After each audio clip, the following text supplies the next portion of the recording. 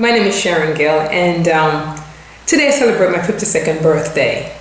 And as I woke up this morning and I thought of my birthday, I thought of, why do we celebrate birthdays? Is it just to celebrate getting older? Because that's what it is. And I began to think about, what does life really mean?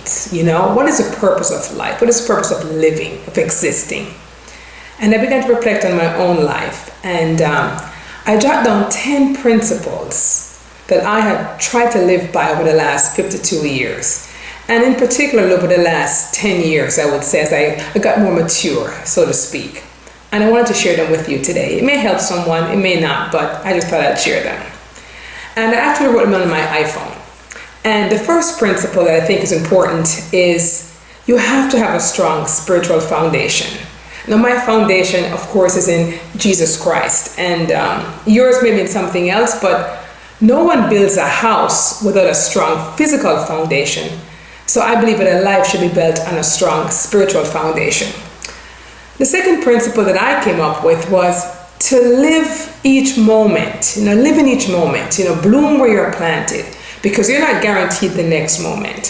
So principle number 2 for me is live each moment, be aware, be alive in the moment that you're in. The third principle I came up with was be a lifelong learner. I'm always learning. You see these books behind me, they're not just for show. I love to read, I love to learn. Become a lifelong learner. The world is filled with so much knowledge. You'll take an entire lifetime just to get a tiny fraction of it. So become a lifelong learner. Also, my next principle is be teachable. You see, you have to be teachable.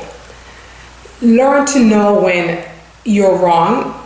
You can even be taught by a child. My kids have taught me so much over the years. Be teachable. Be absorbable. Learn to listen. Learn to be teachable. The next principle is accept personal responsibility for your life. It's never anyone else's fault. Accept personal responsibility. What was the part that you've played in it? Personal responsibility is key.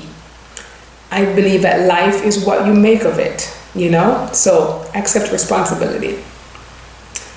The next principle is to err on the side of mercy. Now, my husband and I came up with that principle years ago in business. When you have employees, and you have to make these tough decisions. And we always said, let's err, let's make a mistake on the side of mercy. So even though my natural instincts say to, judge or fire or whatever it may be, we always step back and said, let's take the next approach, which, to go on the side of mercy, because that's what Christ did for us. So even if it may not have been the right decision, I always feel better about it in the long run. So err on the side of mercy.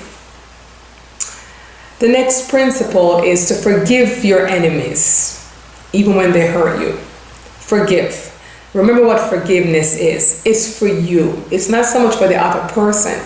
But unforgiveness, my friend, is poison to your own soul. So I try to forgive my enemies. This way I live a lighter life, so to speak. Love without judgment. I learned this principle, I'd say about 15 years ago, just through prayer. I asked God to give me eyes that saw people the way how He saw them.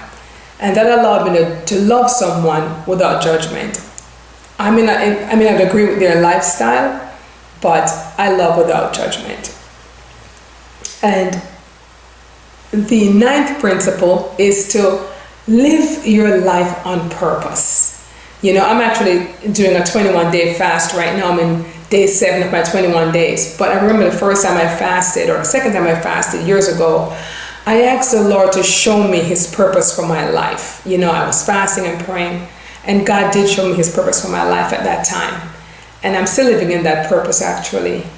And when you live your life on purpose, even though it may be hard or challenging at times, you feel alive.